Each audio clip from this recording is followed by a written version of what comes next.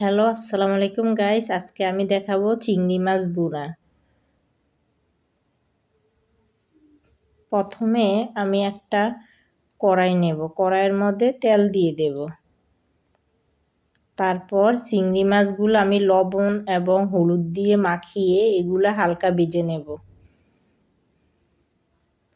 তারপর ভাজা হয়ে গেলে ওই কড়াইটার মধ্যে আমি পেঁয়াজ দিয়ে দিলাম।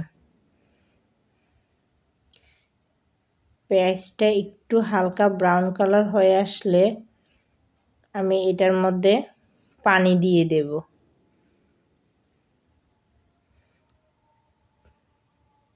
পানি দেওয়ার পর এক এক করে মশলা দিয়ে দেব। পেঁয়াজ বাটা, রসুন বাটা, তারপর হলুদের গুঁড়া, মরিচের গুঁড়া, লবণ, তারপরে জিরার গুঁড়া দিয়ে নাড়তে থাকবো।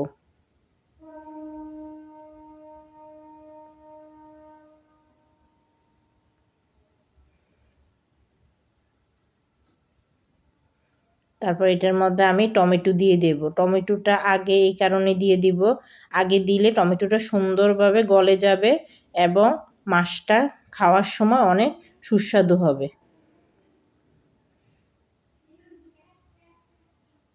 মশলাটা কষানো হয়ে গেছে, এখন আমি ভেজে রাখা চিংড়ি মাছগুলো দিয়ে দেব।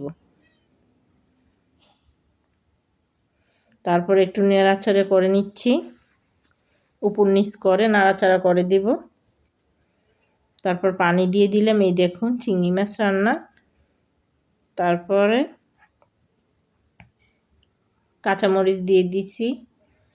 চিংড়ি মাছ রান্নাটা কেমন হয়েছে কমেন্টের মধ্যে জানাবেন।